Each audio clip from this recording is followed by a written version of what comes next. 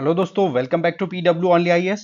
दोस्तों, इस वीडियो में हम बात करने वाले हैं 23 सितंबर से लेकर के 29 सितंबर तक के हमारे जितने भी इंपॉर्टेंट करंट इवेंट्स हो रखे हैं, जिनको आपने प्रीलिम बूस्टर के तहत कवर भी किया है, और कुछ एडिशनल क्वेश्चंस भी हम यहाँ पर देखने वाले हैं। और ये क्वेश्चंस होंगे आपके एमसीक्यू फॉर्मेट में, जो कि आपके प्रीलिम्स की तैयारी को एक पुश देंगे। साथ ही साथ आपसे एक रिक्वेस्ट है कि आप पेन कॉपी लेकर के जरूर बैठें। ठीक है, बहुत से तो ज्यादातर तो बैठ जाते हैं देखो, बट फिर भी कुछ लोग होते हैं जो रेजिलियंट हैं अभी भी। तो रेजिलियंस दिखाओ अपनी तैयारी को लेकर के, बट यहाँ पर आप पेन कॉपी लेके बिल्कुल बैठें और लास्ट तक बने रहे। स्पीड बढ़ा लो अगर आपको लगे कि स्पीड बहुत कम आ रही है, तो आपके पास में यूट्यूब में पूरी फैसिलिटी रहती है। 1.5 2x जो भी स्पीड आपको रखनी है वो रखो और स्पीड से अपने क्वेश्चन सॉल्व कर लो। 1 घंटे के काम को आप आराम से 30 मिनट 25 मिनट में कवर करके खत्म। एक रिवीजन भी लग जाएगा, साथ ही साथ एक प्रैक्टिस भी हो जाएगी कि हाँ भाई, क्वेश्चन को कैसे अप्रोच करना है, कहां पर हमने क्या लापरवाही की है, वो लापरवाही अभी करेक्ट होती चली जाएंगी। फिर देखो आप आराम से एग्जाम टाइम में कितना बढ़िया परफॉर्म करते हो। ठीक है, तो चलिए, इस वीडियो में हमारा यही अगेन एमसीक्यू बेसिस पे हमारा रिवीजन रहने वाला है।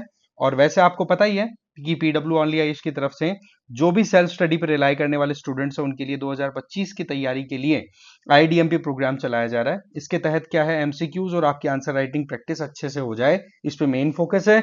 जिसमें जीएस के 4,500 और सी सैट के 700 से ज्यादा एमसीक्यूज की प्रैक्टिस होगी। ये तो होगी प्रीलिम्स बेस्ड। इसके अलावा मेंस के 450 क्वेश्चंस और 30 से ज्यादा ऐसे राइटिंग, ये हो गई आपकी मेंस की तैयारी। तो इस तरीके से एक कॉम्प्रिहेंसिव मैनर में पूरा प्रिपेयर करवाने में हेल्प करेगा ये आपका ये प्रोग्राम। इसका फर्स्ट फेज है ऑलरेडी चल रहा है अगस्त से नवंबर के बीच में। दूसरा फेज नवंबर से स्टार्ट हो जाएगा, जनवरी तक चलेगा। तीसरा फरवरी से मार्च, चौथा मार्च से मई, और पांचवा फिर आपका प्रीलिम्स क्लियर हो जाए, आई मीन प्रीलिम्स का एग्जाम हो जाए, उसके बाद में मेंस ओरिएंटेड रहने वाला है। तो इस तरीके से प्रोग्राम अगर आपके लिए सूटेबल है तो बिल्कुल भी देरी ना करें, ज्वाइन कर लें। ठीक है, तो चलिए स्टार्ट करते हैं आज के पहले क्वेश्चन से। With reference to commission for air quality management CAQM, consider the following statements. First statement क्या कह रहा है, CAQM is a statutory body. Second statement क्या कह रहा है, it is to be chaired by government official of the rank of secretary और chief secretary. भैया आपको करेक्ट स्टेटमेंट यहां पर चूज करना है। पॉज करो, अपना आंसर रेडी करो। देखो, दोनों स्टेटमेंट्स है ना, एकदम परफेक्टली राइट है, इसमें कोई प्रॉब्लम नहीं है। स्टैट्यूटरी बॉडी है। और दूसरा, इसको लीड कौन करेगा, गवर्नमेंट ऑफिशियल करेंगे जिनकी रैंक कम से कम सेक्रेटरी या चीफ सेक्रेटरी लेवल की होगी। ठीक है, तो इसमें आपको कोई डाउट नहीं होना चाहिए। अभी क्या है, ये अपने आप में बहुत इंपॉर्टेंट रोल प्ले करता है, क्योंकि आपको पता है दिल्ली वाले एरिया में कितना पोल्यूशन है।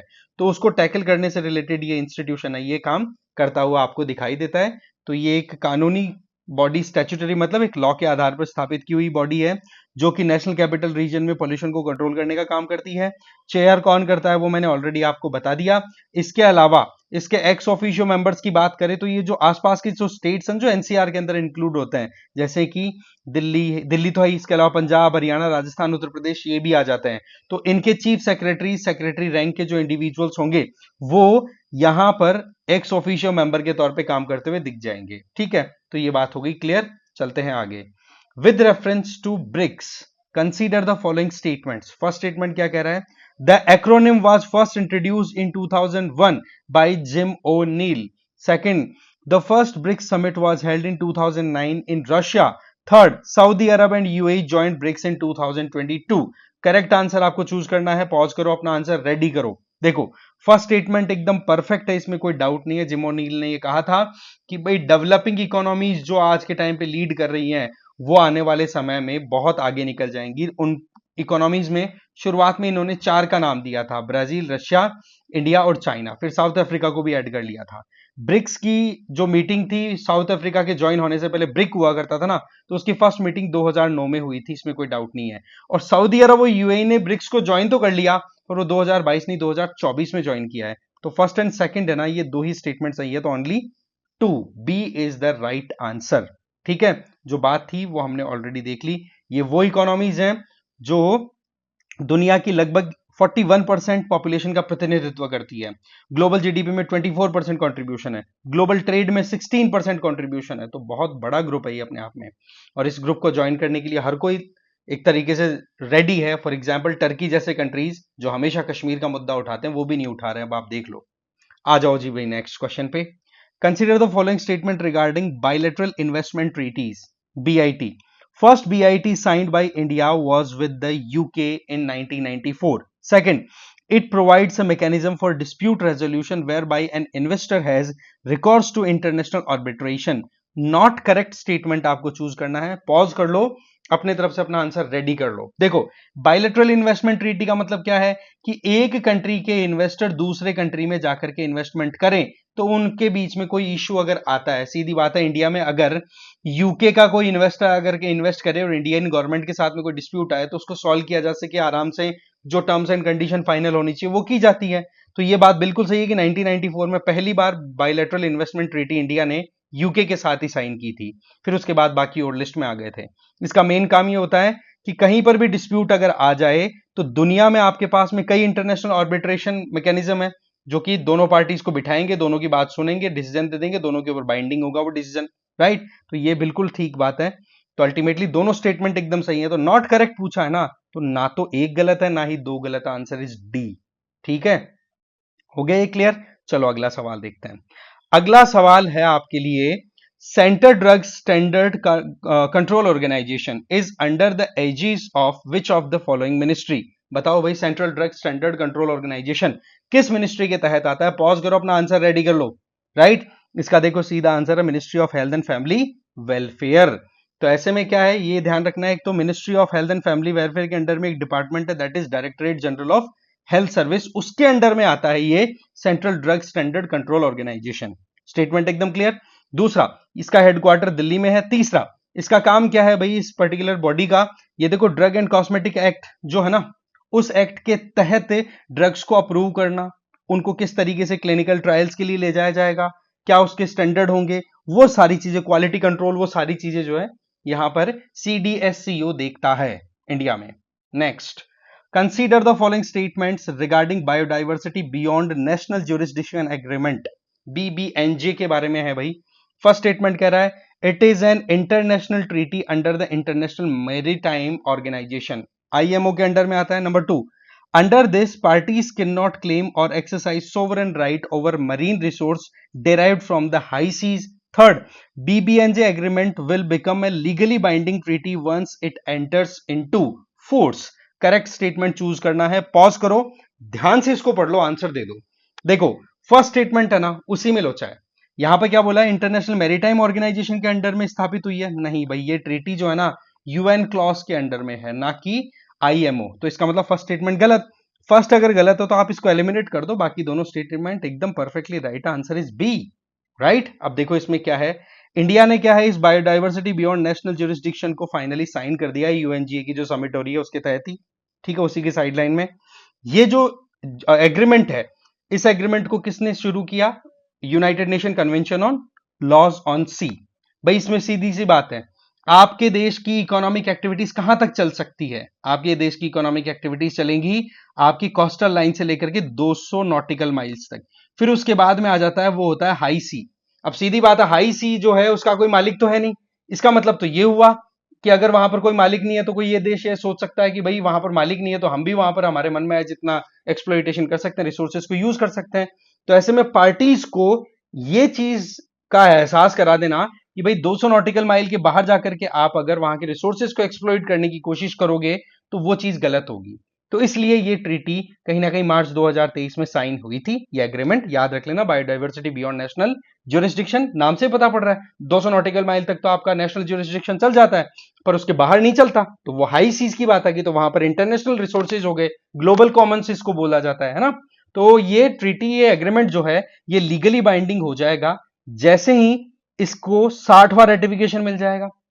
60 कंट्रीज जैसे ही हाँ कर देंगे ना, तो मान लो जैसे ही 60वां रेटिफिकेशन होगा उसके 120 दिन के अंदर अंदर ये लागू होने लग जाएगी और ये लीगली बाइंडिंग है। ये बड़ी इंपॉर्टेंट पॉइंट है। जनरली एग्रीमेंट्स जो है वो लीगली बाइंडिंग ना होकर के जस्ट एक कंसेंसस वाले होते हैं कि हाँ जी एडवाइजरी है, ठीक है ना, ये ध्यान रखना है अपने को। चलो अगला सवाल देख लेते हैं। Consider the following statements regarding the quad, quadrilateral security dialogue. First statement क्या कह रहा है? It includes India, USA, Japan and Australia. Second कह रहा है, it aims to contain the expansion of Russia's influence in Pacific region. Third, India will host the next quad foreign ministers meeting in 2025। Correct statement आपको choose करना है, pause करो, अपना answer ready कर लो। देखो फर्स्ट स्टेटमेंट एकदम सही है, ये 4 कंट्रीज जो हैं एकदम परफेक्टली राइट है, बट सेकंड और थर्ड है ना, ये दोनों के दोनों गलत हैं। ये रशिया के इन्फ्लुएंस के लिए थोड़े ना है। वैसे देखा जाए तो डायरेक्टली तो चाइना को भी टैकल नहीं करने की बात हो रही है, बट मोर और लेस चाइना फोकस्ड है, रशिया का तो कोई मामला ही नहीं है ना। दूसरा वैसे एलिमिनेट हो गया। तीसरा है, तो ये मीटिंग है ये अमेरिका ही होस्ट करेगा 2025 में, तो आंसर केवल ए जा रहा है इसका और कुछ भी नहीं है। ठीक है, तो अभी रिसेंट आपको पता ही है विल्मिंगटन डेलावेयर, यहां पर मीटिंग हुई क्वाड लीडर्स की, जिसमें हमारे प्राइम मिनिस्टर नरेंद्र मोदी जी भी थे, और इस मीटिंग को होस्ट किसने किया था? जो बाइडेन ने। ठीक है, क्वाड की बात करें तो इंडो पैसिफिक रीजन में एक तो देखो फ्री, ओपन और इंक्लूसिवनेस इंश्योर करना। 4 कंट्रीज कौन कौन है वो हमने बात कर ही लिया। इसके अलावा देखा जाए तो क्वाड का अभी तक कोई भी हेडक्वार्टर स्टैब्लिश नहीं हुआ है, ये हमें ध्यान रखना है। हाँ, ये है कि मेंबर कंट्रीज जो भी हैं वो मीटिंग और समिट्स को रोटेशनल बेसिस पे ऑर्गेनाइज कर रहे हैं। ओके, इसके अलावा क्वाड फॉरेन मिनिस्टर्स की बात मैं ऑलरेडी बता चुका हूं आपको, यूएसए इसको हेड करने वाला है।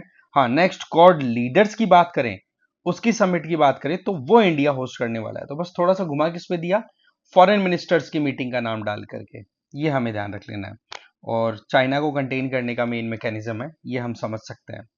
अगला सवाल, with reference to the economy consider the following statements. First है, gross fixed capital formation refers to the growth in size of the fixed capital in an economy. Second statement कह रहा है, developed economies such as the US possess less fixed capital per capita than developing economies such as India. Correct statement choose करना है, pause करो, सोचो अपना answer. ठीक है, देखो फर्स्ट स्टेटमेंट कह रहा है, ग्रोस फिक्स्ड कैपिटल फॉर्मेशन वो है जो कि इकोनॉमी के अंदर जो परमानेंटली आप इन्वेस्टमेंट कर देते हो, है ना, जैसे आपने कोई रोड रेल कुछ बना दिया, वैसा कुछ, तो उसको कंसिडर किया जाता है। तो ये बात बिल्कुल सही है, इसमें कोई प्रॉब्लम नहीं है। वहीं पर दूसरा स्टेटमेंट क्या कह रहा है कि पर कैपिटा मतलब एक इंडिविजुअल के हिस्से में आने वाली जो ग्रोस फिक्स्ड कैपिटल है ना, वो यूएसए जैसे डेवलप्ड कंट्रीज में इंडिया जैसे डेवलपिंग कंट्रीज के कंपैरिजन में कम है। कितना कॉन्ट्राडिक्शन वाला लग रहा है आपको, राइट? क्योंकि यहां पर सीधी बात है, डेवलप्ड इकोनॉमीज के पास में तो ज्यादा फिक्स्ड कैपिटल होगी ना, तभी तो वो डेवलप्ड है, क्योंकि एक इंडिविजुअल के हिस्से में ज्यादा आ रहा है। तो वो पॉइंट यहां पर है। तो ये कॉन्ट्राडिक्शन से आपको क्लियर हो जाना चाहिए, अगर समझ में भी ज्यादा नहीं आ रहा है तो, फैक्चुअल चीजें आपको समझ नहीं आ रही है तो, याद नहीं आ रही है तो आंसर केवल एक चला जाएगा, इसका राइट आंसर है। ठीक है, अभी देखा जाए तो ये ग्रोस फिक्स्ड कैपिटल फॉर्मेशन जो है ये अपने आप में बहुत इंपॉर्टेंट होता है कि इकोनॉमी के लिए, और ये पॉइंट्स ध्यान रख लें। इसका मतलब ये है कि किसी भी इकोनॉमी के अंदर कितना आपने स्टेबल इन्वेस्टमेंट किया है, फिक्स्ड कैपिटल कितनी डेवलप की है, चाहे बिल्डिंग हो, मशीनरी हो, रेलवेज हो, वो सारी। तो सीधी बात है, डेवलप्ड कंट्रीज में आपको ज्यादा मिलेगी as compare to developing countries, है ना। अगला सवाल देखो, consider the following funds created by UNF triple C. First क्या कह रहा है, लॉस एंड डैमेज फंड है, वो कॉप 27 के टाइम पे शर्म अल शेख दैट मींस इजिप्ट के अंदर स्थापित किया गया था। बताओ भाई ये बात सही है क्या? दूसरा, ग्रीन क्लाइमेट फंड की बात हो रही है, उसके लिए बोल रहा है कॉप 21 पेरिस फ्रांस के टाइम पे हुई थी। तीसरा बोला रहा adaptation fund COP 7 Marrakesh Morocco में स्थापित हुआ था। करेक्टली मैच्ड पेयर कितने हैं, काउंट करो, आंसर रेडी करो। देखो फर्स्ट एंड थर्ड है ना, ये तो परफेक्टली मैच्ड है, बट ये है ना, ये नहीं है। ठीक है, ये मैक्सिको में स्थापित हुआ था, ठीक है, 2010 के अंदर, और ये पेरिस क्लाइमेट चेंज एग्रीमेंट 2021 का है, 2015 का है, राइट? तो ये गलत है, राइट? तो इस तरीके से वन एंड थर्ड, इसका मतलब दो सही हो गए, तो बी आंसर चला जाएगा, ओनली 2। देख लेते हैं क्या है। देखो अभी अजरबैजान है वो कॉप 29 को होस्ट करने वाला है, राइट? तो ऐसे में ये फंड्स इंपॉर्टेंट हो जाते हैं। लॉस एंड डैमेज फंड की बात करें तो ये 2022 में शर्म अल शेख इजिप्ट में स्थापित किया, इजिप्ट की जो मीटिंग थी उसमें स्थापित किया था। इसमें यह कि भाई क्लाइमेट चेंज की वजह से जो भी बर्बादियां हो रही हैं उसको हम फंड दे करके थोड़ा सा मैनेज कर सके, जो भी कंट्री ज्यादा परेशान हो रहे हैं उनको। दूसरा है ग्रीन क्लाइमेट फंड, ये देखो कैंकन मैक्सिको में हुआ था ये 2010 में मीटिंग, राइट? उस टाइम पे स्थापित किया गया था कि कैसे भी करके हम एमिशंस को रिड्यूस करें, ग्रीन इकोनॉमी की तरफ मूव करें, उसको पुश करने का काम। फिर तीसरा एडेप्टेशन फंड, ये मराकेश मोरक्को 2001 में स्थापित किया गया था। अगेन वही है कि क्योटो प्रोटोकॉल 1997 में आ ही गया था, तो कैसे हम क्लाइमेट चेंज को टैकल कर सके, उसके लिए पैसों की व्यवस्था करना। देखो बातें बड़ी बड़ी होती हैं, फंड्स इतना इफेक्टिवली काम नहीं कर पाता है, बट फिर भी चलो ठीक है, भागते चोर की तो लंगोटी अच्छी, तो वो वाली चीज है थोड़ी सी। डेवलप्ड कंट्रीज कुछ पैसा तो देते ही हैं इन फंड्स के थ्रू। खैर आगे चलें। Ninth, comprehensive database for all India specific cancer genomics was launched to help researchers across the world provide tailored cancer treatment for patients by which of the following। ठीक है, पढ़ो आराम से, आंसर दो भाई, क्या है इसका। आईसीएमआर ने डेवलप किया, टाटा मेमोरियल सेंटर है, या आईसीजीए है, या फिर नीति आयोग। पॉज करो, अपना आंसर तैयार करो। देखो इसमें ये पूछा जा रहा है कि अभी रिसेंटली इंडिया में जितने भी कैंसर के पेशेंट्स देखे जा रहे हैं, कैंसर के केसेस आ रहे हैं, तो उनका जेनोमिक सीक्वेंस जो है कि कहाँ पर कौन सी चीजें डिटेक्ट हुई जिनको कारण माना गया कि कैंसर क्यों हुआ उस इंडिविजुअल में, उस पेशेंट में, तो वो डेटाबेस तैयार करके ग्लोबली ओपन रखा गया है कि आप उस पर रिसर्च करो कि कैसे हम कैंसर जैसी खतरनाक बीमारी से लड़ सकते हैं। राइट, तो कुल मिलाकर के ये जो डेटाबेस है डेवलप किया गया है Indian cancer genome atlas foundation के द्वारा। ठीक है, तो आंसर सी चला जाता है इसका। तो अभी जो बात हुई वो मैंने आपको बता दी कॉन्टेक्स्ट तो। और इंडिया है ना, इंडिया की तरफ से ये फर्स्ट एफर्ट है कि कैसे भी करके दुनिया में डिफरेंट टाइप के कैंसर्स फैल रहे हैं, तो इंडिया में जो पेशेंट्स मिलते हैं तो उनका डीएनए आरएनए उसमें जा चेंजेस आ रहे हैं, म्यूटेशन हो रहा है, उससे रिलेटेड डेटा हम ऑनलाइन डाल दें। शुरुआत में तो 50 पेशेंट्स को टारगेट किया गया था, अब 500 पेशेंट्स के लगभग डेटा जो है वो डाला जाएगा, जिससे क्या होगा कि कोई भी ग्लोबल लेवल पे रिसर्च कर रहा होगा तो उस डेटा को एक्सेस करके अपनी रिसर्च को एक अच्छा पुश दे पाएगा। अल्टीमेटली बीमारी को फाइट करने के लिए सबको साथ आना पड़ेगा, तो वो एक कंटेक्स्ट यहाँ पे बन जाता है। अगला सवाल, consider the following statements regarding Asian organisation of supreme audit institution, ASOSAI. ASOSAI was established in 1979 with 11 members Supreme Audit Institution. Second, the mission of SOSI is to provide financial aid to the member countries for conducting public audits. Third, first SOSI assembly and governing board meeting was held in New Delhi in May 1979. Correct statement choose करना है, pause करो, अपना answer ready करो। देखो audit का मतलब आपको पता होना चाहिए कि ऑडिट का मतलब हो गया कि एक तरीके से आप कोई भी खर्चा कर रहे हो है ना अपने डिपार्टमेंट में, तो आपने बजट अलोकेट करवा लिया, पैसा लगा दिया, फिर उसके बाद में पैसा आपने यूटिलाइज किया। अब वो यूटिलाइज करने के बाद में कहां कहां पैसा गया उसका आप ब्यौरा भी रखते हो अपने पास में, तो उसको एक चेक मिलता है, उसको वेरीफाई करने के लिए एक अलग से टीम आती है कि हाँ वाकई में आपने जो कहा था या फिर आपने जो पैसा खर्च होता हुआ दिखाया है उसका आपके पास रिकॉर्ड अवेलेबल है और वो सही जगह पे लगा है, तो वो ऑडिटिंग होती है। तो ऐसे में ये जो एसओसाई है ना, ये इसीलिए स्थापित हुई है कि मेंबर कंट्रीज के बीच में बेस्ट प्रैक्टिसेस को शेयर किया जा सके, अच्छे से सपोर्ट किया जा सके, एक तरीके से ऑडिट में ब्रदरहुडनेस को इंप्रूव किया जा सके आसपास के देशों के अंदर जो भी मेंबर कंट्रीज हैं। तो एसओसाई की स्थापना 1979 में हुई थी, ये बात सही है, 11 मेंबर्स थे शुरू में, अब तो बढ़ के 40 से ऊपर हो गए। वहीं पर फाइनेंशियल एड की कोई बात नहीं होती है, यहाँ पर प्रैक्टिसेस की बात होती है। तो दूसरा अगर आप एलिमिनेट करोगे तो आपको तीसरे पे जाने की जरूरत ही नहीं है, तीसरा ऑटोमेटिकली राइट है। इसकी फर्स्ट मीटिंग वाकई में दिल्ली में हुई थी 1979 में, तो आंसर आपका सी चला गया। ठीक है, तो अभी क्या है, अभी हमारी जो प्रेसिडेंट है द्रौपदी मुर्मू जी, उन्होंने वो जो है उन्होंने इनॉग्रेट कर दिया, देखो 24 सितंबर को एसओसाई की 16वीं असेंबली को, इसलिए ये न्यूज में आ गई। और इससे रिलेटेड जो कंटेंट है वो मैंने बता दिया आपको। और अभी करंट मेंबर्स की बात करें तो एसओसाई में 48 मेंबर्स हैं, शुरुआत तो 11 से हुई थी। राइट, चलो ठीक है, अभी देखा जाए तो अभी चेयरमैन की बात करें तो जो फिलीपींस के चेयरमैन थे वो ही सबसे पहले चेयरमैन बनते हैं इसके। ठीक है, मिस्टर तंतुइको। ओके, चलो आगे चलें। अच्छा, इसमें एक बड़ी इंटरेस्टिंग ये भी आ रही है, चार्टर कब साइन हुआ, इसका एक डॉक्यूमेंट होता है ना स्टैंडर्ड, वो साइन हुआ था जर्मनी वेस्ट बर्लिन में, वेस्ट जर्मनी बर्लिन में। उस टाइम पर आपको पता है जर्मनी डिवाइडेड था, ईस्ट जो कि यूएसएसआर के इन्फ्लुएंस में था, वेस्ट जो यूएसए के इन्फ्लुएंस में था। तो बर्लिन वैसे उस टाइम पे आप कह सकते हो कि वेस्ट बर्लिन ही बोल सकते हैं, बर्लिन में भी बर्लिन दीवार खींच दी थी ना, आधी कम्युनिस्ट हो गई थी, आधी कैपिटलिस्ट हो गई थी। ठीक है, चलो अगला सवाल देखो। एसओसाई की बात करें, कॉपरेशन को प्रमोट करना, ये चीजें, एजुकेशन को प्रमोट करना, रीजनल लिंक स्थापित करना, collaboration, brotherhood, research, education, collaboration ये है, बट फाइनेंस की बात कहीं पर नहीं होती, ये मैंने बता दिया। चलो अगला सवाल। With respect to trend in labour force participation rate for person of age 15 years और and above from 2017-18 to 2023-24 consider the following statements। फर्स्ट क्या कह रहा है, LFPR for males of age 15 years and above is as usual status PS plus SS witness a consistent increase। Second, LFPR for female of age 15 years above in usual status witness a consistent decrease। Correct statement आपको बताना है। बताओ भाई क्या है इसका answer labour force participation को लेकर के। देखो दोनों स्टेटमेंट्स गलत हैं। क्यों? देखो ये बात सही है कि मेल हो या फीमेल हो, इनका जो लेबर फोर्स में पार्टिसिपेशन है ये बड़ा है, इसमें कोई डाउट नहीं है। पर यहां पर इशू जो आ रहा है वो कंसिस्टेंसी का आ रहा है।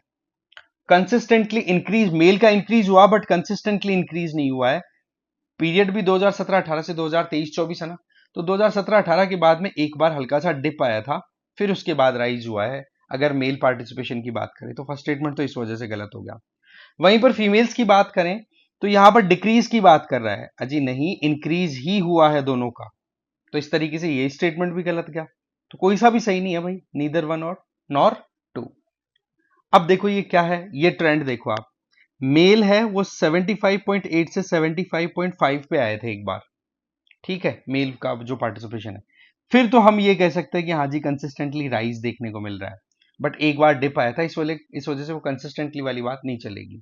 वहीं पर फीमेल्स की बात करें तो कंसिस्टेंटली राइज ही कर रहा है, वहां पर डिक्रीज करने की बात हो रही थी, इंक्रीज तो हो ही रहा है, इसलिए दोनों स्टेटमेंट गलत हो गए, राइट। चलो ये ध्यान रखना, ये डेटा एनएसएसओ का है ना, पीरियोडिक लेबर फोर्स सर्वे जो एनएसएसओ कंडक्ट करता है वही डेटा रिलीज करेगा, राइट। चलो अगला सवाल देखो, consider the following pairs. Kudiyattam Karnataka से है क्या, Mohiniyattam Orissa, Yakshagana Karnataka. Correctly match pairs कौन कौन से हैं बताओ भाई। देखो मोहिनीअट्टम है ना, अगर आपने अच्छे से देखें क्लासिकल डांस हो रही है, तो मोहिनीअट्टम उड़ीसा से नहीं है, मोहिनीअट्टम केरल से है, तो दूसरा आप हटा दो। कुडियट्टम की बात करो तो ये भी आपका केरल से ही है, कर्नाटका से नहीं है। यक्षगान कर्नाटका से है, तो आंसर केवल ओनली 3 जाएगा, ए, राइट। क्यों न्यूज में है, देखो कोविड-19 के टाइम पे कोडियट्टम आर्टिस्ट जो थे उन्होंने अपना एक कलेक्टिव आइडेंटिटी या कलेक्टिव प्रोग्राम लॉन्च किया जिसको चोलियट्टम बोला गया, ठीक है। इसलिए ये प्लेटफॉर्म अपने आप में बहुत ज्यादा हाईलाइट होता हुआ दिखाई दे रहा है इस टाइम पे, एक ट्रेंड बन गया है, इसलिए थोड़ा सा ये एक बार फिर से न्यूज में आया कि कोविड के टाइम पे कहता ना कि अपॉर्चुनिटी इन क्राइसिस, वो वाला सीन यहां पर देखने को मिलता है। अलग अलग डांसेस की बात करें तो कुडियट्टम मैंने बताया आपको, ये केरला का ट्रेडिशनल थिएटर है, ओल्डेस्ट ट्रेडिशनल थिएटर, जिसमें नायक नायिका इनके अलग अलग नेम्स हैं, जैसे कि चकायार, एक्टर जो होता है उसको चकायार बोला जाता है। इसके अलावा नंबीयार, और इंस्ट्रूमेंटलिस्ट जो होते हैं उनको नंगेयार बोला जाता है, राइट। इसके अलावा मोहिनीअट्टम है, ये भी क्लासिकल डांस का फॉर्म है, ये केरला का ही है। इसमें नाट्य शास्त्र से अपने को कुछ ट्रेसेस मिल जाते हैं, ठीक है, आप कह सकते हो सबसे पुराना डॉक्यूमेंट हमारे देश का म्यूजिक से रिलेटेड। यक्षगान ये कर्नाटका का म्यूजिकल डांस थिएटर है, जहां पर prayer, drumming, singing, dancing in सब पे काम किया जाता है। तो ये स्टेट वाइज आपको पेयरिंग ध्यान रख लेनी है भाई। अगला सवाल, what distinguishes a future contract from an option contract. A future contract is binding, while an option contract is a right without obligation. Second, a future contract involves physical commodities, while an option involves financial assets. Third, future contracts are more flexible than option contract. Fourth, a future contract is used only for speculation. Pause करो, अपना answer ready करो। देखो इसमें first जो option है ना, ये एकदम परफेक्टली राइट है। दोनों के दोनों कोई भी कमोडिटी हो सकती है, कोई भी करेंसी, कोई भी फाइनेंशियल इंस्ट्रूमेंट से डेराइव्ड इंस्ट्रूमेंट होते हैं, बट हमें ये ध्यान रखनी है कि फ्यूचर कॉन्ट्रैक्ट्स जो होते हैं वो बाइंडिंग है, वहीं पर ऑप्शन कॉन्ट्रैक्ट जो है वो ऑब्लिगेशन में नहीं होते, उससे कोई भी पार्टी है वो विड्रॉ कर सकती है। तो आंसर इसका ए एकदम परफेक्टली राइट चला जाता है, जो कि यहां पर देख सकते हो। न्यूज में क्यों आया, अभी क्या securities and exchange board of India के द्वारा एक डेटा रिलीज किया गया, उसमें ये बताया कि फ्यूचर एंड ऑप्शन कॉन्ट्रैक्ट में जो जिन लोगों ने ट्रेडिंग की थी उन लोगों को 2022 से 2024 के बीच में 2 साल में लगभग 21.81 लाख करोड़ का नुकसान हुआ है, जिन्होंने एफ एंड ओ के अंदर ऑपरेशन परफॉर्म किए थे। तो ये चीज हमें ध्यान रख लेनी है। ठीक है, नेक्स्ट क्वेश्चन है, consider the following statements regarding United Nations security council. United Nations Security Council has the primary responsibility for the maintenance of international peace and security. Second, United Nations Security Council has 10 members, including 5 permanent members and 5 non-permanent members. Third, non-permanent members elected by General Assembly for a 5-year term. A retiring non-permanent member is not eligible for immediate re-election. Correct statement आपको choose करना है। Pause करो, अपना answer ready करो। देखो, first statement एकदम सही है। यूएनएससी की मेन रिस्पॉन्सिबिलिटी है दुनिया में शांति और एक तरीके की सिक्योरिटी स्थापित करना। बट वहीं पर दूसरा स्टेटमेंट है, ये क्या कह रहा है, 10 मेंबर्स ही नहीं 15 मेंबर है। 15 में से 10 तो नॉन परमानेंट और 5 परमानेंट है। तो दूसरा स्टेटमेंट हो गया गलत। तो दूसरा आप जैसे ही गलत हटाओगे तो आपको जरूरत ही नहीं पड़ी, तीसरा भी गलत हो गया, है ना। 5 साल के लिए थोड़े ना होता है नॉन परमानेंट मेंबर, केवल 2 साल के लिए होता है। ठीक है, तो दूसरा तीसरा गलत, तो 1 और 4 डी आंसर चला गया आपका। अभी क्या हुआ है, देखो, यूनाइटेड नेशन जनरल असेंबली ने पैक्ट फॉर द फ्यूचर एक रेजोल्यूशन अडॉप्ट किया है। उसमें ये कहा है कि 21st सेंचुरी की रियलिटीज को रिप्रेजेंट नहीं कर रही है यूएनएससी, तो ऐसे में उसका एक्सपेंशन होना चाहिए और ये वाकई में बहुत ज्यादा जरूरत भी है इसकी। अब देखो, यूएनएससी की बात करें तो इसको यूनाइटेड नेशन के चार्टर 1945 के तहत स्थापित किया गया था, जिसमें 6 प्रिंसिपल ऑर्गन्स में से एक है ये। इसका फर्स्ट सेशन हुआ था 17 जनवरी 1946 को। कहां पर, लंदन की जो पार्लियामेंट वाला रीजन है ना, वेस्टमिंस्टर, वहां पर। इसके अलावा हेडक्वार्टर इसका न्यूयॉर्क सिटी में है। मैंडेट बता ही दिया कि इंटरनेशनल पीस एंड सिक्योरिटी को इंश्योर करना। इसमें टोटल 15 मेंबर्स हैं, जिसमें 5 परमानेंट है। परमानेंट कौन से हैं, यूएस, रशिया, फ्रांस, चाइना और यूके। और नॉन परमानेंट मेंबर्स होते हैं 10। उन 10 का 2 साल का टेन्योर होता है, राइट। और वो 10 कहां से आते हैं, देखो, जनरल असेंबली के अंदर वोटिंग होती है, उसके आधार पर वो इलेक्ट होकर के आते हैं। ठीक है, यूएनएससी के अंदर आते हैं, पर वोटिंग कहां हो रही है, यूएनजीए के अंदर। पर इनका एक डिवीजन किया हुआ है कि हाँ भाई, किस पर्टिकुलर एरिया से कितने कंट्रीज आएंगे एक बार के अंदर। तो 5 कंट्रीज तो हैं, वो अफ्रीका और एशियन स्टेट्स हैं। एक होगा आपके ईस्टर्न यूरोप से, 2 होंगे लैटिन अमेरिका और कैरेबियन स्टेट से, और 2 ही होंगे वेस्टर्न यूरोप और बाकी बचे हुए जितने भी कंट्रीज हैं उनमें से। तो कुल मिलाकर के ये एक अच्छा क्लासिफिकेशन है 10 सीटों का। एक बार में जब भी चुनाव, वैसे देखा जाए तो यूएनजीए के अंदर हर साल चुनाव होते हैं इस तरीके से। कैसे, मैंने बताया कि टोटल 10 नॉन परमानेंट मेंबर है, तो 5 मेंबर्स के इस साल इलेक्शन हो जाएंगे, फिर ये 2 साल के लिए काम करने वाले हैं, और अगले साल फिर बचे हुए 5 का इलेक्शन हो जाएंगे, वो अगले 2 साल के लिए काम करेंगे। तो ओवर एवरेज देखा जाए तो हर साल 5 जनों का इलेक्शन हो रहा है कि नहीं, ये एक प्रोसेस होता है। एक बड़ी इंपॉर्टेंट चीज कि मान लो इस साल किसी का इलेक्शन हो गया और वो एक मतलब 2024 में, तो 25 और 26 दोनों साल वो काम करेगा। फिर 26 में वो इमीडिएटली री इलेक्शन के लिए पार्टिसिपेट नहीं करेगा, जो मेंबर अभी अपनी टेन्योर कंप्लीट कर रहा है 2 साल की। परमानेंट वाले तो देखो परमानेंट है ही। और एक और बड़ी बात कि परमानेंट वालों के पास में वीटो होता है। वीटो का मतलब एक तरीके का नेगेटिव वोट, कि कोई भी रेजोल्यूशन अगर लाया जाए और उन 5 में से एक ने भी मना कर दिया तो मामला वहीं पस्त हो जाएगा, खत्म हो जाएगा। चलो next, which of the following countries border Lebanon, Saudi Arab, Israel, Jordan, Syria, Iraq. बताओ भाई सही कौन सा है। पॉज करो, अपना आंसर रेडी करो। देखो, जॉर्डन पे अभी आप, जॉर्डन क्या मतलब पूछा, लेबनान। लेबनान पे क्या है, अभी आपको पता ना, हिजबुल्लाह ने जिस तरीके से इजराइल पे अटैक किए, तो उसके बाद में अभी ग्राउंड इन्वेजन का अप्रूवल दे दिया है इजराइल की सरकार ने। अब वहां पर बिल्कुल ग्राउंड से एंटर करके इजरायली सेना और खत्म करेगी, नेस्तनाबूद करेगी हिजबुल्लाह को। तो ऐसे में लेबनान थोड़ा सा हाईलाइट हो गया। तो लेबनान देखो बेसिकली 2 कंट्री से बॉर्डर बनाता है, एक तो सीरिया और एक साउथ की तरफ थोड़ा सा इजराइल से। तो 2 और 4 है ना, इसका आंसर सी चला जाता है। तो इसका हम सीधा मैप पे देख लें, ये है लेबनान, इधर से सीरिया कवर कर रहा है 3 साइड से, नॉर्थ हो, ईस्ट हो या साउथ ईस्ट हो। और साउथ की बात करें तो यहां पर आ गया आपका इजराइल, और वेस्ट की तरफ मेडिटेरेनियन सी। कंटेक्स्ट मैंने बता ही दिया आपको, राइट। चलो ठीक, अगला चलें। अगला सवाल है Consider the following statement with respect to the National Commission for Backward Classes.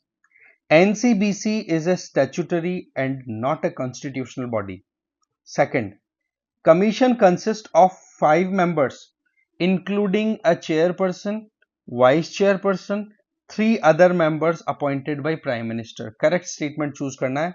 Pause करो, आंसर तैयार करो. देखो ये स्टैच्यूटरी बॉडी पहले हुआ करती थी, बट 102वें अमेंडमेंट के आधार पर इसको कॉन्स्टिट्यूशनल बॉडी बना दिया, तो स्टेटमेंट हो गया गलत. चेयरपर्सन, वाइस चेयरपर्सन और 3 मेंबर होते हैं, ये बात यहां तक बिल्कुल परफेक्ट है. इसमें 5 मेंबर की बॉडी है, पर प्राइम मिनिस्टर, ये आपको थोड़ा सोचने में आपको भी लगा होगा ना, ये तो प्रेसिडेंट का काम है भाई, है ना. हेड ऑफ द स्टेट कौन है? प्रेसिडेंट. तो ये भी गलत गया, तो कोई सा ही सही नहीं है. Answer is D. अभी क्यों आया है ये न्यूज में? तो वेस्ट बंगाल गवर्नमेंट क्या है कि कलकत्ता हाईकोर्ट में गई, बोला आप जल्दी से जल्दी इस मामले को स्ट्राइक डाउन करो, खत्म करो, जिसके चलते मुस्लिम कम्युनिटी को ओबीसी लिस्ट के अंदर एंट्री दी गई है. ये डिमांड की जा रही है वेस्ट बंगाल गवर्नमेंट के द्वारा. तो ऐसे में ये यहां पर इंपॉर्टेंट हो जाता है अदर बैकवर्ड क्लासेस कमीशन से बारे में. तो 102वां अमेंडमेंट के आधार पर इसको कॉन्स्टिट्यूशनल स्टेटस दिया गया था. पहले ये स्टैट्यूटरी बॉडी थी, ministry of social justice and empowerment के अंदर. इसके अलावा कमीशन की कॉम्पोजिशन की बात मैंने करी ली. काम कैसे होगा, क्या कंडीशन होगी सर्विसेज की, वो भी प्रेसिडेंट साहब ही डिसाइड करेंगे. समझ गए बात को? अगला सवाल, with reference to the term haircut in banking consider the following statements. First, it refers to the lower than market value placed on an asset when it is being used as collateral for a loan. Second, riskier the asset lower the haircut. Incorrect statement हमें choose करके answer देना है. Pause करो, अपना answer तैयार करो. देखो hair cut क्या है?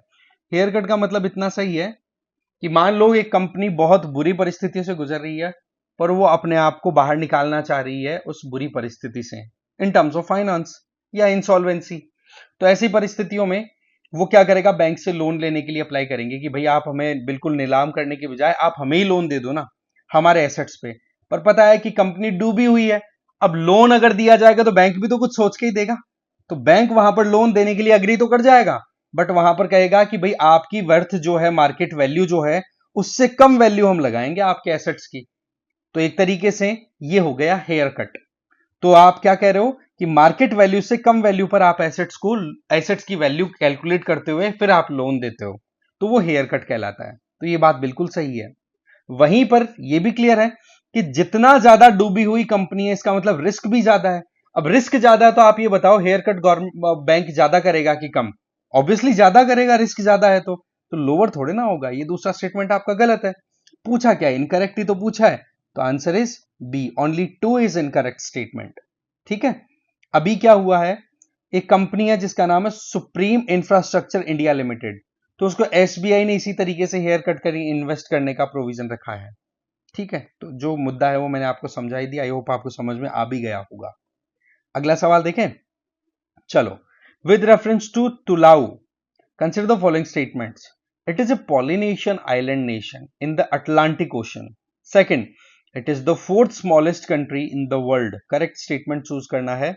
तैयार करो भाई अपना आंसर, बताओ क्या है. देखो यहां पर फर्स्ट स्टेटमेंट में पॉलिनेशियन आइलैंड, ये बात बिल्कुल सही है, बट पॉलिनेशिया, माइक्रोनेशिया कहां पर है? ये तो पैसिफिक आइलैंड, पैसिफिक ओशन में आ जाता है ना. अटलांटिका तो कोई लेना देना ही नहीं है पॉलिनेशिया में, है ना. तो इस तरीके से तो गलत हो गया. और ये बात बिल्कुल सही है कि चौथा सबसे छोटा कंट्री है ये. तो ऐसे में आंसर आपका बी चला जाता है, ओनली 2. तो लोगों की बात करें तो यहां पर टुवालू, सॉरी, यहां पर लोकेटेड है. ये पैसिफिक ओशन आ गया. क्यों न्यूज में है? बात ऐसी है कि 2050 तक ये जो टुवालू है ना, इसका सबसे बड़ा अटोल, सबसे बड़ा जो मेन आइलैंड है ना, जिसका नाम है फुनाफुटी, ये 60 मतलब फुनाफुटी जो है वो लगभग डूब जाएगा, आधे से ज्यादा. ये वो आइलैंड है जिसके ऊपर इस टुलाऊ की 60% से ज्यादा जनता रहती है. तो इस तरीके से देखा जाए तो बताया जाता है कि दुनिया का ये पहला कंट्री बन जाएगा जो कि आने वाले समय में क्लाइमेट चेंज की वजह से पूरा डूबने वाला पहला कंट्री हो जाएगा. राइट. पॉलिनेशिया की जगह हमने देख ली है, हवाई और ऑस्ट्रेलिया के बीच में लोकेटेड है. ऑस्ट्रेलिया इसके बीच में ये आइलैंड्स है, यहां पर आपके हवाईयन आइलैंड्स आ जाते हैं. ठीक है. तो ये एरिया आपका पॉलिनेशिया, माइक्रोनेशिया के नाम से फेमस है, राइट। अगला सवाल, consider the following statements. Swachh Bharat mission 2.0 aims to convert all legacy dump site into green zone by 2026। Second, Swachh Bharat mission Grameen is implemented by ministry of rural development. Correct statement choose करना है, pause करो, अपना answer ready करो। देखो, second statement ना स्वच्छ भारत ग्रामीण, ये रूरल डेवलपमेंट है, मिनिस्ट्री ऑफ जल शक्ति देख रही है, तो ये मामला गड़बड़ हो गया। फर्स्ट स्टेटमेंट आपका सही है कि स्वच्छ भारत 2.0 है ना, उसमें ये कहा गया कि जहां पर भी हम कचरा डालते हैं ना, कचरा डालने की डंप साइट्स, उनको ग्रीन जोन्स में कन्वर्ट करना है, तो आंसर ए आपका चला जाएगा। ठीक है, तो यही बात है। अभी ये जो टारगेट है ना, टोटल डंप साइट्स इंडिया में आइडेंटिफाई कर रखी है 2424, बट एक्चुअल में उनमें आउटकम कहां पर बढ़िया मिल रहा है, केवल 470 पे। इसीलिए स्वच्छ Bharat first, second, third in mission phases की बात करें तो फेज फर्स्ट है ना, उसमें देखो ये था कि हमारे देश के अंदर ज्यादा भी नहीं तो 10 करोड़ से ज्यादा टॉयलेट्स बनाए जाए, और इसका देखो 2014 से 2019 तक चलाई था, ओपन डेफिकेशन फ्री बनाना था हमारे देश को।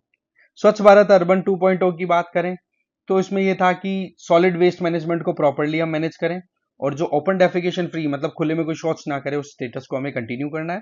और अर्बन वाले को कौन इंप्लीमेंट करवाता, ministry of housing and urban affairs के द्वारा। वहीं पर ग्रामीण की बात करें तो ग्रामीण जो है, जिसको रूरल बोल देते हैं, इसमें क्या है, इसको इंप्लीमेंट करवा रही है मिनिस्ट्री ऑफ जल शक्ति। अगेन वही ओपन डेफिकेशन फ्री मेंटेन रख के चलना है, और सॉलिड और लिक्विड वेस्ट जो भी प्रोड्यूस होता है गांव में, उसको भी प्रॉपर्ली मैनेज किया जा सके, उस पर काम होगा। अगला सवाल, consider the following statement regarding Indo Pacific economic framework IPEF. It was launched in 2022 with the aim of enhancing economic cooperation in the Indo-Pacific region. Second, IPEF partner countries including India are part of all four pillars of the framework. Third, together the IPEF countries represent 40% of global GDP. Correct statement आपको choose करना है, pause करो, अपना answer ready करो। देखो, first statement एकदम सही है। टोक्यो में 2022 के टाइम पे ये लॉन्च हुआ था, जिसका मेन टारगेट था कि इंडो पैसिफिक रीजन में इकोनॉमिक कॉपरेशन को बढ़ावा दिया जा सके। तो इसके मेंबर जो भी है ना 14 कंट्री, वो इंडो पैसिफिक रीजन से ही है। दूसरा, इंडिया है ना, वो इसके टोटल 4 पिलर है, उनमें से पहले पिलर का पार्ट नहीं है, बाकी 3 का है, तो ये स्टेटमेंट गलत हो गया। और तीसरा स्टेटमेंट आपका वैसे भी सही हो जाएगा, वैसे दूसरे को आप एलिमिनेट कर दोगे ना, तो आपको तीसरे पर जाने की जरूरत ही नहीं पड़ रही है। सी पे ही आंसर कंप्लीट, राइट। तो इंडिया ने फाइनली इसको साइन कर दिया है, इंडो पैसिफिक इकोनॉमिक फ्रेमवर्क को, जिसमें मेन टारगेट है clean and fair economic activities ensure करना है, clean and fair economies rise हो हर तरीके से, rule regulation, law and order, everything. इसका साइन कब हुआ था, ये टोक्यो जापान में जब मीटिंग हुई थी, ठीक है, 23 मई 2020। ऑब्जेक्टिव अब क्लियर है आपको। मेंबर कंट्रीज 14 हैं, Australia, Brunei, Fiji, Indonesia, India, Japan, Republic of Korea, that mean south Korea, Malaysia, New Zealand, Philippine, Singapore, Thailand, US and Vietnam. Total 14 countries हो गए, 14 मेंबर कंट्रीज हैं, और ये मिलकर के वर्ल्ड की टोटल जीडीपी का 40% को ऑक्यूपाई करते हैं, और गुड्स एंड सर्विस ट्रेड का 28%। तो बोला क्यों ना हम साथ मिलकर के काम करें। बात ऐसी है, इसके 4 पिलर्स हैं भाई। एक तो है आपका सप्लाई चेन रेजिलियंस, एक है क्लीन इकोनॉमी, एक है फेयर इकोनॉमी, 3 हो गए। चौथा जो है वो है आपका कि फेयर एंड रेजिलियंट ट्रेड। अब ये टोटल 4 पिलर में से ये पहला वाला है ना, फेयर एंड रेजिलियंट ट्रेड, अगर पिलर फर्स्ट की बात करें तो ये है। इसको इंडिया ने ऑप्ट आउट कर रखा है, मतलब ऑप्ट नहीं कर रखा, मना कर रखा है कि हम हमारी तरफ से नहीं चलेंगे इस चीज पे, क्योंकि फ्री एंड रेजिलियंट ट्रेड का नाम लेकर के हमारे मार्केट का गलत फायदा उठाया जा सकता है, राइट। तो इंडिया कहीं ना कहीं इस चीज को लेकर के रेजिलियंट है खुद, कि हाँ जी हम इसको ज्वाइन नहीं करेंगे। बाकी सेकंड, थर्ड, फोर्थ को इंडिया ने यस कह दिया, ठीक है। नेक्स्ट क्वेश्चन देखो, which of the following groups of countries are associated with mineral security finance frame network, ठीक है। Option first, second, third, fourth आपके पास में दिया हुआ है, ध्यान से पढ़ो। मिनरल सिक्योरिटी फाइनेंस नेटवर्क से रिलेटेड कौन सा ग्रुप सही है? देखो इसका सीधा आंसर है यूएस, ऑस्ट्रेलिया, कनाडा, ठीक है। अब ये न्यूज में क्यों आया है? देखो, यूनाइटेड स्टेट्स की लीडरशिप में एक नेटवर्क ऑपरेट कर रहा है जिसका नाम है मिनरल सिक्योरिटी फाइनेंस नेटवर्क, उसको इंडिया ने ऑफिशियली ज्वाइन कर लिया है। इसमें मेन काम ये रहेगा कि चाइना पर जो भी डिपेंडेंसी है पूरी दुनिया की, स्पेसिफिकली इंडो पैसिफिक और यूरोप वाले रीजन में, वो कंट्रीज जो चाइना से बहुत ज्यादा परेशान है बट मजबूरन चाइना के ऊपर क्रिटिकल मिनरल्स के लिए डिपेंडेंट है, तो उन लोगों के लिए, उन कंट्रीज के लिए एक ऑल्टरनेटिव फ्रेमवर्क डेवलप किया गया।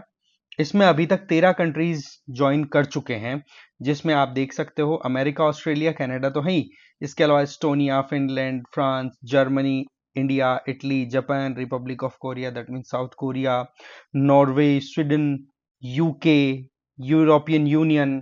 तो कुल मिलाकर के आप क्या देख रहे हो यहाँ पर, इंडो पैसिफिक और यूरोपियन कंट्रीज है। टारगेट है क्रिटिकल मिनरल्स की सप्लाई में चाइना अपनी दादागिरी ना करे, उसके लिए इंडिपेंडेंस इंश्योर करना। नेक्स्ट है, consider the following regarding final estimates of major agricultural crop for 2023-24, rice, wheat, millets, maize, jowar, bajra. Which of the above crops show a decline in their production as compared to 2022-23? मतलब ये 2022-23 के comparison में 23-24 में इनमें से किसने अपनी growth कम देखी है या डिक्लाइन देखा है प्रोडक्शन में? बताओ भाई, पॉज करके अपना आंसर रेडी कर लो। देखो, ये सारी जो क्रॉप्स है इन्होंने बढ़िया परफॉर्म किया है, छोड़ करके दो को, एक तो आपका मेज और एक है आपका बाजरा। इन दोनों की प्रोडक्शन रिड्यूस हुई है, अदरवाइज बाकियों ने अच्छा परफॉर्म किया, तो आंसर आपका डी चला जाता है। देखें क्या है मुद्दा। Ministry of agriculture and farmers welfare के द्वारा अभी फाइनल एस्टिमेट रिलीज कर दिया गया है मेजर एग्रीकल्चरल क्रॉप्स के लिए कि भाई 2023-24 के फाइनेंस ईयर में कितना हमारा एग्रीकल्चरल प्रोडक्शन रहा है। अब आप देखो, राइस का प्रोडक्शन इंक्रीज हुआ है, व्हीट का भी, मिलेट्स की बात करें तो भी इंक्रीज हुआ है, मेज है एक तो वो डिक्रीज हुआ है आपका, और एक बाजरा डिक्रीज हुआ है, एक रागी भी डिक्रीज हुआ है, बाकी ज्वार का भी इंक्रीज हुआ है। और ओवरऑल प्रोडक्शन में देखिए सबसे ज्यादा किसका हुआ है, राइस, नंबर 2 व्हीट, नंबर 3 मेज, नंबर 4, फिर आगे मिलेट्स में देखें तो बाजरा सबसे ज्यादा, फिर ज्वार, फिर रागी। ये भाई सीक्वेंस बहुत ज्यादा इंपॉर्टेंट है, इन पे बेस्ड क्वेश्चन दे देती है यूपीएससी कई बार ऐसे रैंडमली, है ना। सीक्वेंस याद रख लेना, डेटा याद हो या ना हो वो एक बात अलग है, पर सीक्वेंस थोड़ा सा देख लेना। और ज्यादा जो प्रोड्यूस हुआ है जैसे राइस और व्हीट, इनकी तो रेलेवेंस भी देख लेना कि हाँ भाई दोनों का 1000 टन, 1000 लाख टन से भी ज्यादा प्रोडक्शन है दोनों का, है ना। इस तरीके से अगला सवाल आपके सामने पेयर्स है, एक तरफ वेटलैंड्स दी हुई है, दूसरी तरफ लोकेशन, लोकटक लेक मणिपुर, चिल्का उड़ीसा, धनौरी उत्तराखंड। बताओ भाई करेक्टली मैच्ड कौन से पेयर्स हैं, काउंटिंग करो, आंसर दो। देखो, लोकटक मणिपुर फॉर्मडी के लिए फेमस, आपको पता है, शंघाई डियर, वो डांसिंग डियर जो होता है ना, केबुल लेमजो वहां का famous national park world level का। हाँ, चिल्का लेक उड़ीसा में है ही। धनौरी वेटलैंड उत्तराखंड में नहीं है भाई, ये उत्तर प्रदेश में है, तो ये एक ही गलत है, बाकी दोनों अच्छे से पेयर मैच कर रहे हैं, तो ओनली 2 पेयर्स। ठीक है, तो बी आंसर क्या। मुद्दा ये है कि नेशनल ग्रीन ट्रिब्यूनल ने ये कहा है उत्तर प्रदेश सरकार को कि देखो देखो वाटर हाइकिंग बहुत ज्यादा हो गई है धनौरी वेटलैंड में, तो उसकी क्लीनिंग होनी चाहिए, क्योंकि ये फिर आपको पता है फिर यूट्रोफिकेशन वाला खेल हो गया, बहुत ज्यादा प्रॉब्लम हो जाती है फिर वहां पर, बाकी जो बायोडाइवर्सिटी है वो कोलैप्स करने लग जाती है ना। तो ऐसे में उसकी क्लीनिंग के लिए बोला है, और यह है कि भाई इसको आप अगर वेटलैंड के तौर पे कंसिडर करवाना चाहते हो रामसर साइट के तौर पे, तो ये आपको काम करना पड़ेगा। ठीक है, बातें हमने ऑलरेडी कर ही ली, जो भी इंपॉर्टेंट चीजें हैं उनकी। ठीक है, ये धनौरी जो है यहाँ पर आप देखो, ये है धनौरी वेटलैंड उत्तर प्रदेश में। ठीक है, आगे बढ़ते हैं। Consider the following statements. 9-degree channel separates Indian Minicoy, part of Lakshadweep Islands, from that of Maldives. Second, equator passes through the Maldives. Correct statement आपको चूज करना है, पॉज करो, आंसर को रेडी करो। देखो, हमारा जो लक्षद्वीप का मिनिकॉय आइलैंड है ना, उसको और मॉलडीव्स को सेपरेट करने वाली जो लाइन है वो 9 डिग्री चैनल नहीं है, वो 8 डिग्री नॉर्दर्न लैटिट्यूड या 8 डिग्री चैनल है, तो पहला स्टेटमेंट गलत है। पर वहीं पर ये जो दूसरा स्टेटमेंट है ना कि इक्वेटर मॉलडीव से होती हुई पास होती है, ये बात बिल्कुल सही है, क्योंकि इक्वेटर की बात की जाए तो टोटल 13 कंट्रीज से पास होती है, उनमें से एक आपका मॉलडीव्स भी है। ठीक है, तो ये चीज हमें ध्यान रख लेनी है। तो आंसर आपका करेक्ट पूछा है, तो आपका केवल बी ओनली 2, राइट। चलो, इसमें अगर देखें तो मॉलडीव्स क्या है, ये इंडियन ओशियन का सेंट्रल रीजन में लोकेटेड आइलैंड कंट्री है। और इक्वेटर की बात करें 13 कंट्रीज, 3 कॉन्टिनेंट और 3 वाटर बॉडीज से होकर ये गुजरती है। कौन कौन से हैं, यहां से शुरू करते हैं। कॉन्टिनेंट्स की बात करें, साउथ अमेरिका, दूसरा आपका अफ्रीका, तीसरा आपका एशिया, इधर से पास हुई। दूसरा पॉइंट क्या था, 3 बड़ी water bodies, Atlantic ocean, Indian ocean and Pacific ocean से पास हो रही है। Done. Countries, Colombia, Ecuador, Colombia, Brazil. ठीक है, इसके आगे फिर आप आओ south Thome Principe.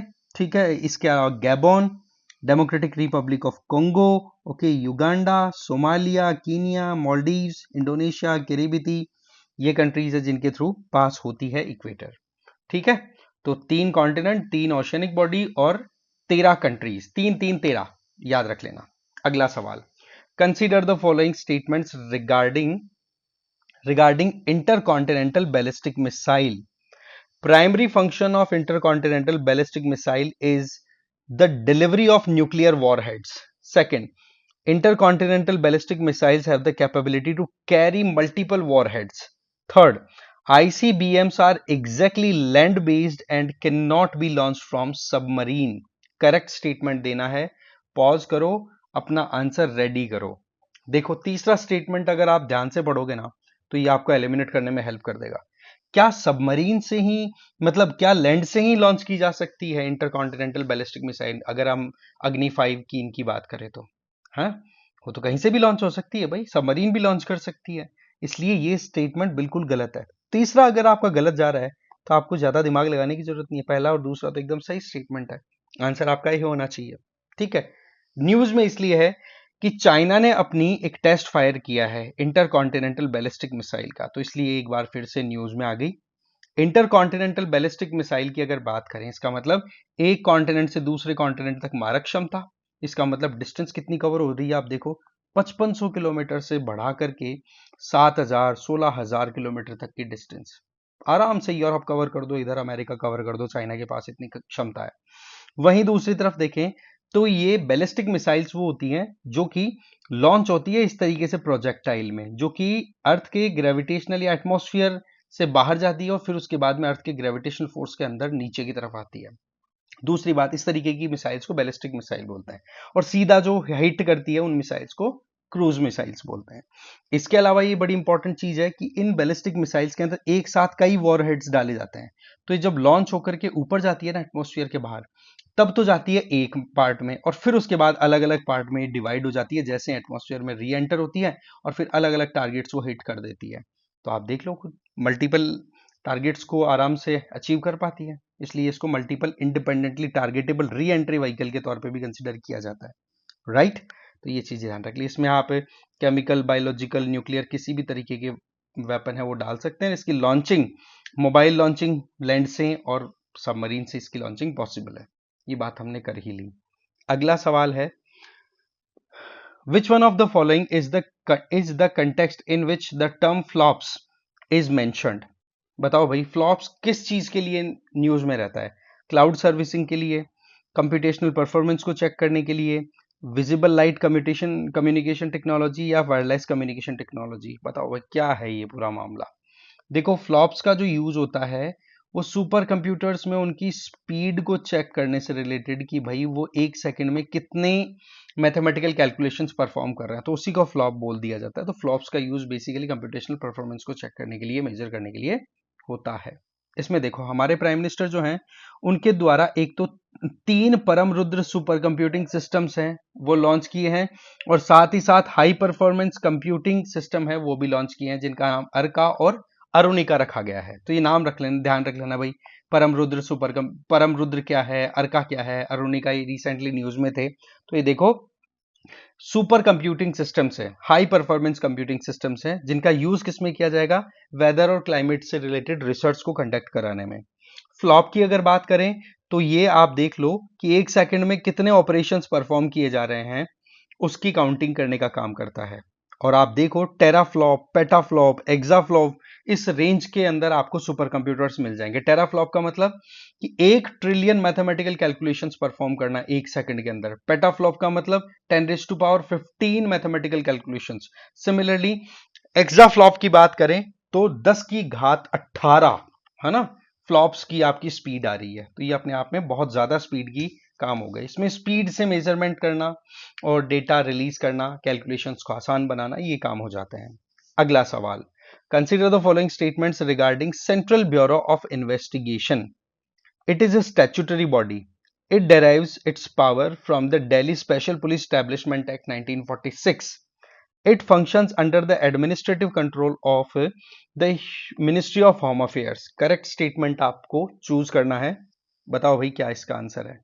First statement बिल्कुल सही है, स्टैच्यूटरी बॉडी है। पहले एग्जीक्यूटिव थी, फिर उसको स्टैच्यूटरी में कन्वर्ट कर दिया गया।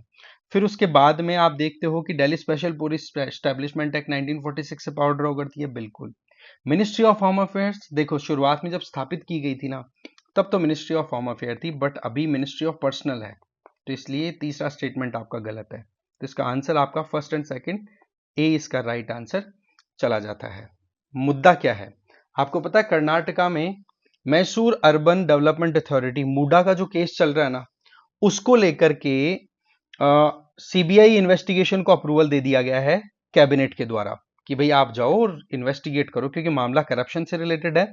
और इस मामले में कर्नाटका के बेंगलुरु बेस्ड जो लोकायुक्त है ना, उन्होंने भी इस बात पे जोर दिया है। तो सीबीआई के बारे में अगर बात करें तो इसको देखो संथानम कमेटी के रिकमेंडेशन के आधार पर 1963 में स्थापित किया गया था मिनिस्ट्री ऑफ होम अफेयर के अंदर। फिर इसको आप देखते हो कि ट्रांसफर कर दिया गया था मिनिस्ट्री ऑफ पर्सनल के अंडर में। और ये पावर कहां से ड्रॉ कर रही है, Delhi special police establishment act of 1946 से। अगला सवाल, with reference to the L69 group, consider the following statements. First, it is a group of developing countries from Africa, Latin America, Caribbean, Asia, and the Pacific. Second, they advocate to reform the United Nations Security Council. Incorrect statement आपको choose करना है, pause करो, अपना answer ready करो। देखो जी, दोनों statement एकदम सही है।